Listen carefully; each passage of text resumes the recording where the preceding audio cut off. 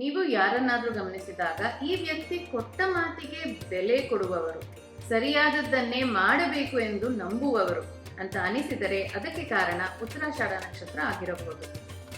ಎಲ್ಲರಿಗೂ ನಮಸ್ಕಾರ. ನಾವು ನಕ್ಷತ್ರಗಳ ಸೀರೀಸ್ ಅಲ್ಲಿ ಇಂದು ಉತ್ತರಾಷಾಢ ನಕ್ಷತ್ರ ಬಗ್ಗೆ ಮಾತಾಡೋಣ.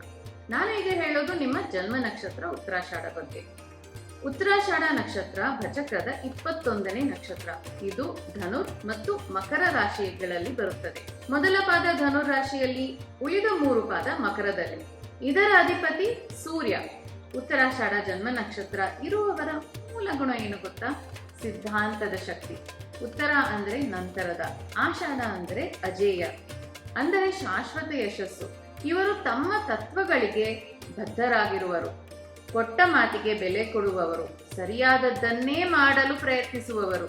ಸಾಮಾನ್ಯವಾಗಿ ನಕ್ಷತ್ರಗಳು 1 ಅಥವಾ ಹೆಚ್ಚಿನ ತಾರೆಗಳ ಸಮೂಹವಾಗಿರುತ್ತವೆ. ಉತ್ತರಾಷಾಢ ನಕ್ಷತ್ರದಲ್ಲಿರುವ ತಾರೆಗಳ ಜೋಡಣೆ ಒಂದು ವೇದಿಕೆಯ ಸ್ಟೇಜ್ ಅಂತೀವಲ್ಲ, ಆಕಾರವನ್ನು ಹೋಲುತ್ತದೆ.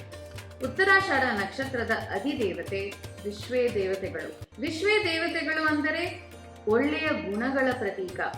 ಸತ್ಯ, ಧರ್ಮ, ನಂಬಿಕೆ, ಸಮಯ ಪಾಲನೆ ಮತ್ತು ಸಹನೆಯಂತಹ ಗುಣಗಳನ್ನು ಇವರು ಸೂಚಿಸುತ್ತಾರೆ.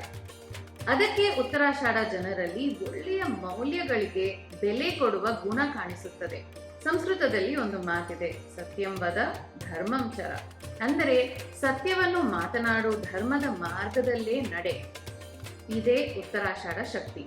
ಆದರೆ ಒಂದು ಎಚ್ಚರಿಕೆ ಇದೆ. ಉತ್ತರಾಷಾಢ ಎನರ್ಜಿ ಸಮತೋಲನದಲ್ಲಿ ಇಲ್ಲದಿದ್ದರೆ ತಮ್ಮ ಅಭಿಪ್ರಾಯವನ್ನೇ ಸರಿ ಎಂದು ಭಾವಿಸುವುದು, ರಿಜಿಡ್ ಥಿಂಕಿಂಗ್, ಬದಲಾವಣೆ ಒಪ್ಪಿಕೊಳ್ಳಲು ಕಷ್ಟವಾಗುವುದು, ರೆಸಿಸ್ಟೆನ್ಸ್ ಟು ಚೇಂಜ್, ತಮ್ಮಲ್ಲೂ ಇತರರಲ್ಲೂ ಹೆಚ್ಚು ನಿರೀಕ್ಷೆ ಇರುವುದು, ಹೈ ಎಕ್ಸ್ಪೆಕ್ಟೇಷನ್ಸ್, ತಮ್ಮ ತತ್ವದಲ್ಲೇ ಗಟ್ಟಿಯಾಗಿ ನಿಲ್ಲುವುದು, ನಾಟ್ ಫ್ಲೆಕ್ಸಿಬಲ್. ಉತ್ತರಾಷಾಢ ಜನ್ಮ ನಕ್ಷತ್ರ ಇರುವವರಿಗೆ ಸಿದ್ಧಾಂತ ಒಂದು ಶಕ್ತಿ, ಆದರೆ ಪರಿಸ್ಥಿತಿಗೆ ತಕ್ಕಂತೆ ಬದಲಾಗುವುದು ಒಂದು ಜೀವನ ಪಾಠ. ನೀವು ಸಿದ್ಧಾಂತ ಮತ್ತು ಹೊಂದಾಣಿಕೆ ನಡುವೆ ಸಮತೋಲನ ಕಲಿತಾಗ ನಿಮ್ಮ ಜೀವನ ಸ್ಥಿರವಾದ ಯಶಸ್ಸಿನ ಕಡೆ ಸಾಗುತ್ತದೆ. ಉತ್ತರಾಷಾಢ ನಕ್ಷತ್ರ ಸಿದ್ಧಾಂತದ ಶಕ್ತಿ. ಸಮತೋಲನ ಬಂದಾಗ ಅವರು ಇತರರಿಗೆ ಆದರ್ಶ ವ್ಯಕ್ತಿ ಆಗುತ್ತಾರೆ. ಇದು ಉತ್ತರಾಷಾಢ ನಕ್ಷತ್ರ ಬಗ್ಗೆ ಸರಳ ಪರಿಚಯ. ಮುಂದಿನ ವಾರ 22ನೇ ನಕ್ಷತ್ರವಾದ ಶ್ರವಣ ನಕ್ಷತ್ರ ಬಗ್ಗೆ ಮಾತಾಡೋಣ. ಜ್ಯೋತಿಷಾಸ್ತ್ರ ನಮ್ಮ ಭಾರತೀಯ ವೇದಾಂಗ. ಇದನ್ನು ಸರಳವಾಗಿ ತಿಳಿದುಕೊಳ್ಳಲು ಆಸಕ್ತಿ ಇದ್ದರೆ ಸಬ್ಸ್ಕ್ರೈಬ್ ಫಾಲೋ ಮಾಡಿ. ಧನ್ಯವಾದಗಳು.